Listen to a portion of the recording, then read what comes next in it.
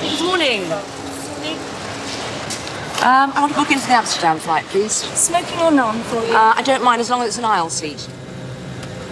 Ladies and gentlemen, are the toilets and washrooms at the rear of the aircraft?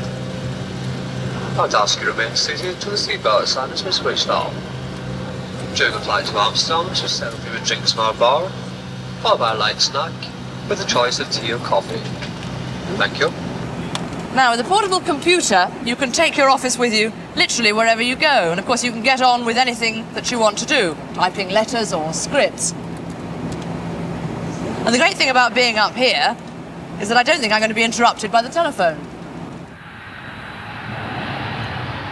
When a journalist, salesman or businessman gets back on terra firma, they may well want to contact their office and send what they've written or see if there's any messages. The longer the messages, the more useful electronic mail becomes. Ah, just what I needed, a phone.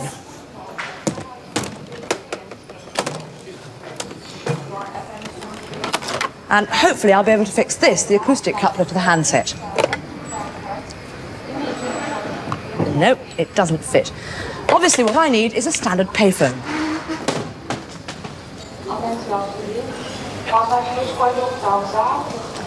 Here's a payphone. Let's hope the receiver is the right shape. Yes, it is. Well, I could, of course, call London direct and use email in the usual way, but this would be rather expensive and it could be unreliable because the international lines are sometimes poor and that would corrupt the data. Now, there is another problem, it's a purely practical one. Unless I could use a phone card to make this call, I'd be stuck with shoveling coins in all the way through it. I wouldn't be able to hear the pips, and all in all, it would be a very frustrating business. In many developed countries, it is possible to make arrangements to use a local data service to get connected to the international packet switching system and get your message through that way. Well, that's what I've done here in Holland. So the next thing I've got to do is get some power on the computer,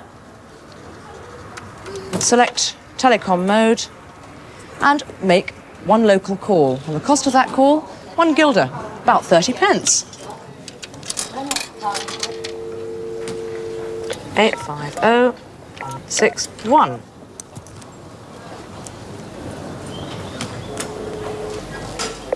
I've got a line. So connect the phone up to the coupler.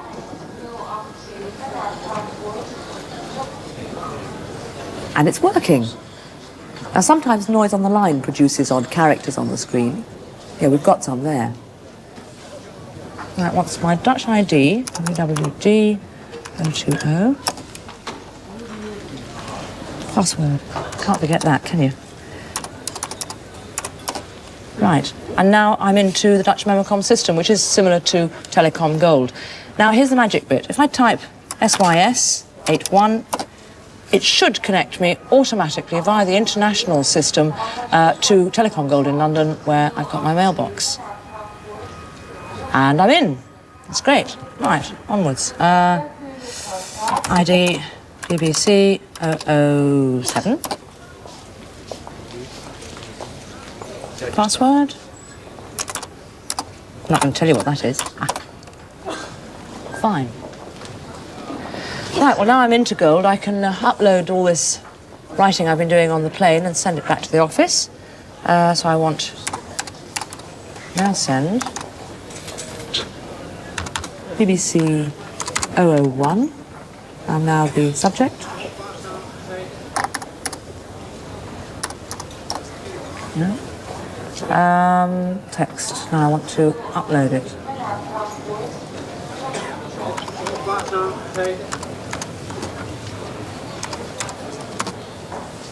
And off it goes. Lovely. And as soon as the text has finished going up through the screen, I'll know that that's departed. And those numbers confirm it's arrived in London. Very nice. Off I go. Off. That gets me off Telecom Gold.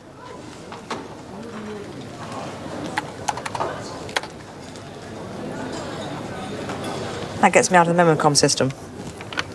It really is very convenient, and as you saw, it's very simple to use once you've got the hang of it, and it only takes a few minutes to send or receive a couple of pages of text.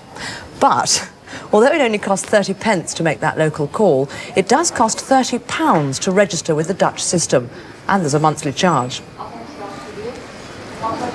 Well, the trouble is, as yet, there's no international agreement that allows a visitor like myself to arrive in a foreign country, to get through to home using the local system, and then be billed for it later. And in other countries, it's much more difficult than it has been here in Holland. Not much by way of encouragement, really, for anyone who travels to a lot of different countries. I shouldn't think they'd even bother to look into it. So, until the international telephone services get their act together, it looks as though this facility is going to remain largely undiscovered.